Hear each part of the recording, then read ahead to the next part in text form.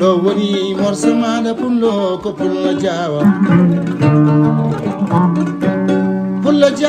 bandiraɓe sehilaɓe ko hoyneto noon so sami foti ko hoccede établissement Harouna Dia yettima ha e dow koyɗe mon oɗo boutique ko boutique garɗo ñantude on ñantugal jaadugal e jamanu on nokku tawateɗo toon to marché 5e Nouakchott lamorgo leydi Mauritanie bandiraɓe sehilaɓe établissement Harouna Dia ina hemno on bagi kesopul jaaduɗo e jamanu mbo hono mum wodani hay nokku on bagi guinniraɗo Harouna Dia wiyete ko soyne yiɗe yetto jaɓe saabu gardugol on ɗon bagi Harouna yaale sambudi yara balle ganum samba hewa dunguji pullo jomaste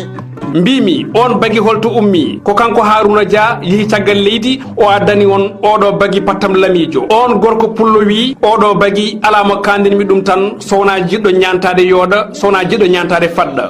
Harouna yaale sambudi pullo jawa kamɓe goni jawɓe hoore weedu sa yiɗi dañji e on ɗon bagi patam lamijo ñantoɗa padɗa coyneɗa jiɗeɗa jettoɗa jaaɓe dogan ko yaawi on ɗon établissement Harouna Dia keeɓa ko jiɗɗa ko kala ɓerde ma ɓuuɓa wona on bagi Harouna Dia tan tawate e din boutique aji mabɓe toon to marché 5e aɓe jeeye jésiniére basin riche vainqueur fasnege brodé pirhe on ko kesopul jupir voile brodé voile suisse wax hollandais broca tissu sablé wondude e perlage kam e cuub e kala sifaji muɗum ɗi façon ngaji e ko gona ɗi kala ina tawe e nder ɗin boutique aji mabɓe gonɗe toon to marché 5e so on jiiɗi waylude ɓorni moɗon ha jaadon e jamanu jaɓɓe koyɗe moɗon ha toon to marché 5e e nder ɗin boutique aji établissement Harouna Dia so tawi gonɗa ko caggal leydi Mauritanie jiɗɗa ko dañde e ɗin wutteji e ɗin comci patam lamiji jaaduɗe e jamanu noddu yetto kala to mbawɗa wonde e nder jokli aduna kala e kuuɓal mbaɗe 00222 49 52 32 71 walla mbaɗon 00222 46 04 87 82 mbimi so aɗa wiya holko leydi o foti waɗandemi ƴeew tawa waɗande leydi ma ko nafata ko ɗum faami Harouna Dia joom établissement Harouna Dia dogane on ɗon nokku keɓon on basin Harouna Dia ñantoɗon patɗon banda men